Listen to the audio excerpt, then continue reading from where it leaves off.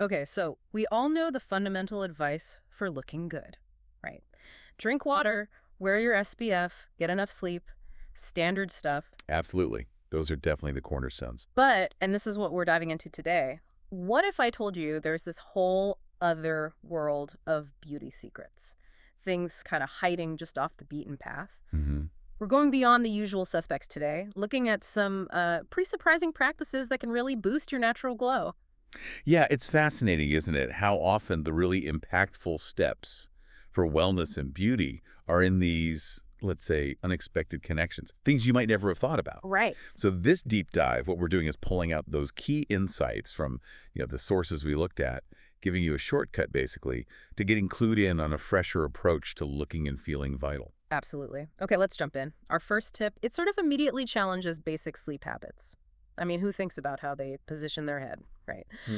But elevating your head while you sleep, apparently it's a strategic beauty move. What's the actual science there? Yeah, it's surprisingly effective, Hmm. and it taps into um, a core biological process. Yeah, Elevating your head, even just a bit, helps your lymphatic drainage overnight. lymphatic drainage. Okay. Think of it like your body's internal plumbing for clearing out waste. Mm-hmm. When you lie flat, fluid can kind of pool in your face. Ah, okay. Makes sense. So keeping your head slightly raised just helps guide that fluid away. It can seriously reduce that morning puffiness, especially under the eyes. Those lovely bags nobody wants. Exactly. And bonus points, it can sometimes help with things like acid reflux and even breathing better at night. So better sleep overall, too. Wow. Okay, so it's a simple thing, but with visible results. Hmm. And for anyone listening, how do you actually do it? Just pile up pillows? You could, or just one extra pillow. Often that's enough. Or you can get those wedge pillows. They work really well. A subtle lift is all it takes. Simple shift, noticeable difference. Okay.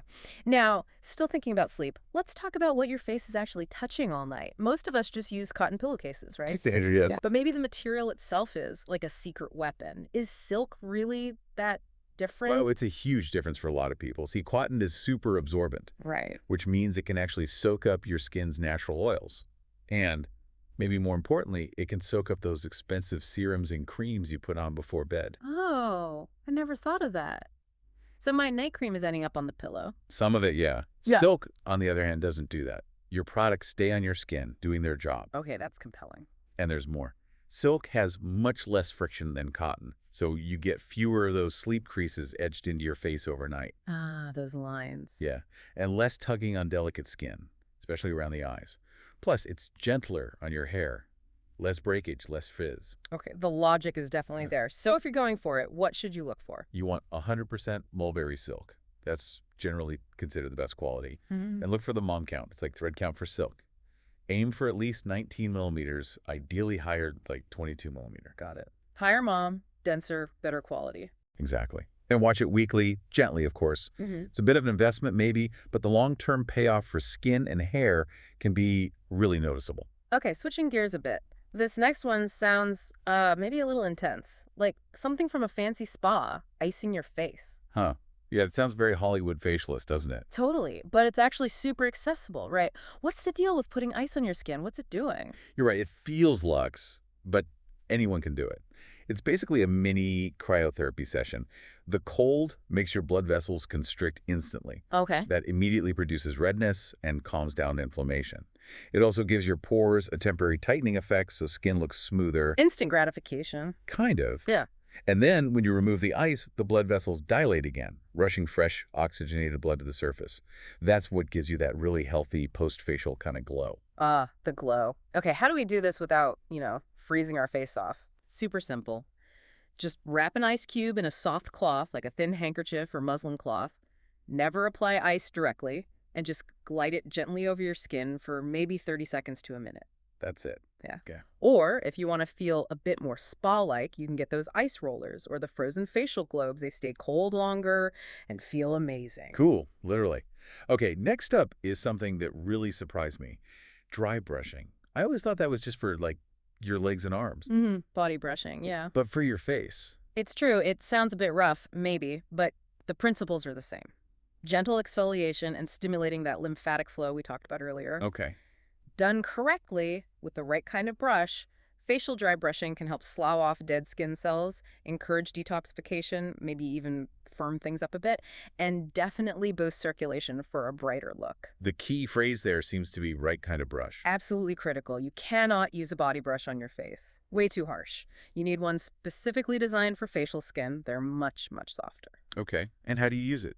Always on dry, clean skin before you wash your face. Use really light, gentle upward strokes. Think feathers, not scrubbing brushes. Then wash your face as normal and follow up straight away with a nice hydrating serum or oil. Gentle upward before cleansing. Got it. Now, this next one is subtle, a tiny tweak to how you apply products, but apparently it makes a real difference. Tapping, not rubbing. Yes. This is such an easy win. Think about it rubbing, especially around the eyes where the skin is so thin. Yeah. It creates unnecessary pulling and stretching. Over time, that can contribute to irritation, maybe even tiny micro tears in the skin. Not good. Okay, that makes sense. So tapping is just gentler. Much gentler. But also, tapping or sort of pressing the product in helps it absorb more effectively and evenly. Plus, that gentle tapping motion actually stimulates circulation a little bit too, giving you a nice, healthy flush. Mm. It's better for the skin, better absorption, better glow. Easy enough? Totally. Just use your fingertips, gently press or pat your toner, serum, moisturizer in. It feels nice too, kind of mindful. Okay, I'm going to try that tonight. Now, we've talked skin surface, we've talked sleep, but this next connection is really out there for me. Oral health impacting your face. How? Right. It seems like two totally separate things. But our sources really highlight this. Your mouth health is intrinsically linked to your overall systemic inflammation levels. Inflammation again? Okay. Yeah. If you have poor oral hygiene, gum disease, things like that, it creates chronic, low-grade inflammation. And that inflammation doesn't just stay put in your mouth. It travels. It can trigger inflammatory responses elsewhere in the body. Yeah. And that can show up on your face, affecting skin tone, clarity, maybe even contributing to puffiness or subtly affecting the jawline over the long term. Yeah. A hidden stressor for your complexion. Wow. Okay. So obviously brushing and flossing are key. Non-negotiable. But the sources mentioned something else, oil pulling. Yeah, that came up. It's an ancient Ayurvedic practice. You swish oil, usually coconut or sesame oil, in your mouth for like 10 to 15 minutes, then spit it out. The theory is it pulls bacteria and toxins from the mouth. The idea is that by reducing the bacterial load and inflammation in the mouth, you might reduce that systemic inflammation, which could indirectly benefit your skin's clarity and give you that sort of detoxed glow. It's interesting. Definitely unconventional. Okay, let's talk temperature again. This one might make people shiver just thinking about it. A cold water rinse for hair and skin. Haha. Yeah, it's not always the most pleasant thought, especially on a cold morning. Right. But there's a reason for it. There is. For your hair, that blast of cold water helps seal the hair cuticle flat. Okay. A sealed cuticle means smoother hair, less frizz, and more light reflection, so more shine. Shine. We all want that. And for skin. Same principle, really. Yeah. The cold tightens pores temporarily, making them look smaller. It also calms redness and inflammation like the ice cubes did. And again, it boosts microcirculation for that healthy glow. So you don't have to take a full ice bath, right? Oh, heavens no. Just at the very end of your normal shower, turn the temp down and give your face and scalp a quick, like 30-second blast of cold water. It's surprisingly refreshing once you get used to it. Invigorating. Yeah. Okay. Now, we hear a lot about working out our bodies, but facial fitness, training your face with facial yoga or gua sha, is that a real thing? It absolutely is. Think about it. You have dozens of small muscles in your face. And just like the muscles in your body, they benefit from movement and toning. Okay. Practices like facial yoga involve specific exercises to strengthen and tone those muscles. Oh. Gua sha uses a smooth tool to massage the face, which helps release tension, improve circulation, and aid lymphatic drainage, reducing puffiness and helping to kind of sculpt the facial contours naturally. So it's like a workout for your face. Essentially, yeah. Better blood flow, less tension, potentially firmer muscles over time. How much time are we talking? Doesn't have to be long.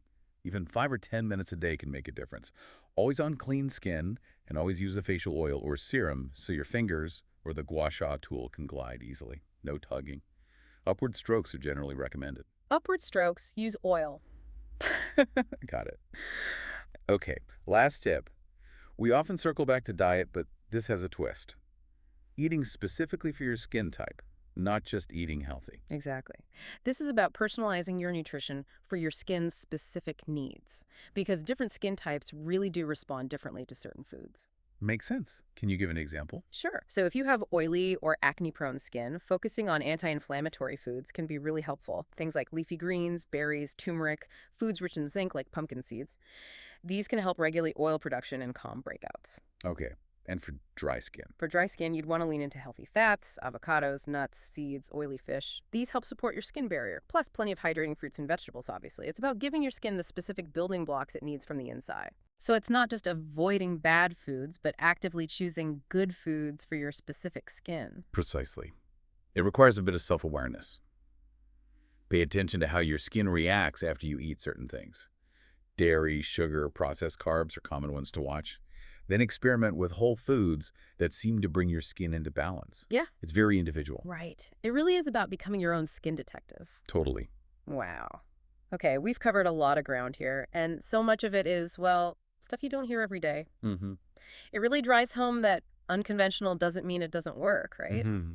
Sometimes these less common rituals, these simple little lifestyle tweaks, they can make a surprisingly big difference. Absolutely. It shows that beauty isn't just about products you put on your skin. It's much more holistic. It's a lifestyle. Yeah. And it's personal, it can be playful. And it encourages you, the listener, to explore, Yeah. Mm-hmm. To experiment and find what genuinely works for you, not just follow generic advice. Exactly. And I guess as we've sort of seen through all these tips, that truly radiant glow, it really does come from within. Not just, what you eat, but also from being curious enough to try new things. Mm-hmm. Having the courage to maybe do something a bit different, like icing your face or sleeping with an extra pillow, and just finding joy and discovering what actually makes you feel and look your absolute best. Well said. So maybe the question to ponder is, which one of these slightly out there practices might you actually try?